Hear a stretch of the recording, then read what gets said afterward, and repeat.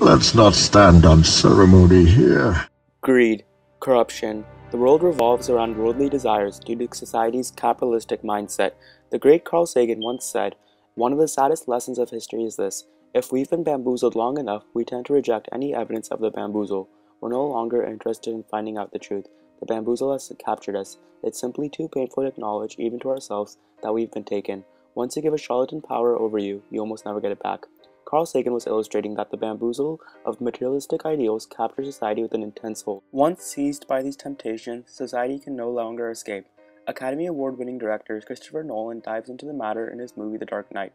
The film, set in the modern era, features Batman or Bruce Wayne, Lieutenant Gordon, and newly elected District Attorney Harvey Dent, while they campaign to rid Gotham of the remaining traces of organized crime. The trio's crusade is successful until a mysterious and sadistic criminal known as the Joker emerges, initiating a new wave of corruption and chaos. The Joker's actions forces the citizens of Gotham, including the Crusader, to question their own beliefs and values.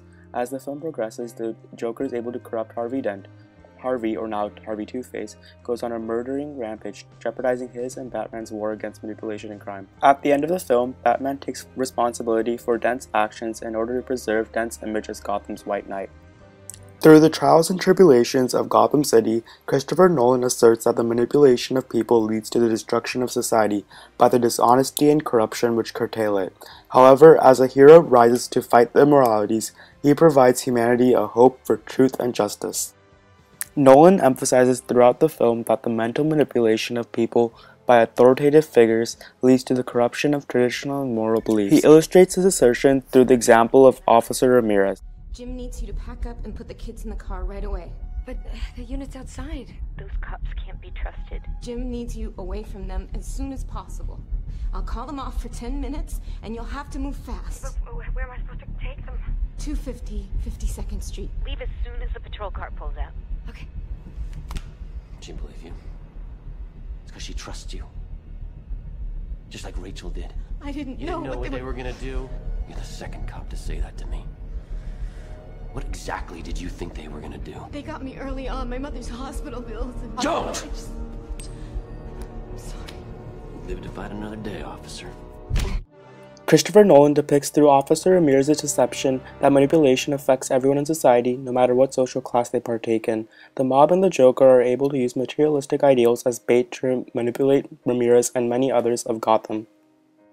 Nolan uses the example of a police officer to further emphasize his assertion that manipulation can corrupt anyone, regardless of what position in society they hold. Nolan also implies that manipulation, even if used for good, is still considered to be immoral. Like a guy with a plan. You know what I am? I'm a dog chasing cars. I wouldn't know what to do with one if I caught it. You know, I just do things. The mob has plans. The cops have plans. Gordon's got plans. You know, they're schemers. Schemers trying to control their little worlds. I'm not a schemer. I try to show the schemers how pathetic their attempts to control things really are. The Joker implies that the government, the current establishment, is just as deceitful as the criminals through their scheming tactics.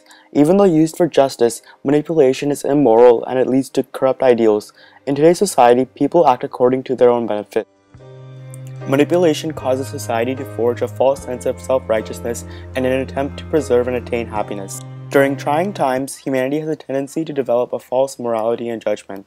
Society often partakes in immoral acts due to the false judgment and manipulation. Gotham City is no different. Because we're scared. We've been happy to let the Batman clean up our streets for us until now. Things are worse than ever. She turned himself in. As one can see, the citizens are determined to have the Batman turn himself in. The real motive for their actions and beliefs is the uncertainty of their own happiness. The Joker's threat prompts the citizens to find a way to guarantee their own life. In the quest for happiness and uncertainty, humanity as a whole can resort to extreme means. Gotham City resembles post-World War I Germany, which was in shambles. In desperation, the Germans believed the speeches of Adolf Hitler, massacring millions and millions of Jews. Similarly, in desperation, the citizens believe their only avenue to guarantee their life is to satisfy the whims of the Joker. What I noticed, nobody panics when things go according to plan. Even if the plan is horrifying. If tomorrow I tell the press that, like, a gangbanger will get shot, or a truckload of soldiers will be blowing up, nobody panics. Because it's all part of the plan. But when I say that one little old mare will die, well, then everyone loses their minds. The Joker is criticizing another well-known act of humanity during trying times, placing a value on human life. Christopher Nolan, through the Joker, is suggesting that some of the structure of society is corrupt. However, all is not lost for humanity. A hero offers a glimmer of hope for society that truth and justice shall prevail even in such a corrupt and depraved world. The rise of honest and incorruptible figures in the Dark Knight provides a beacon of light to a previously damned city. I believe in Harvey Dent. I believe that on his watch, Gotham can feel a little safer, a little more optimistic. Look at this face. This is the face of Gotham's bright future. To Harvey Dent. Let's hear it for him.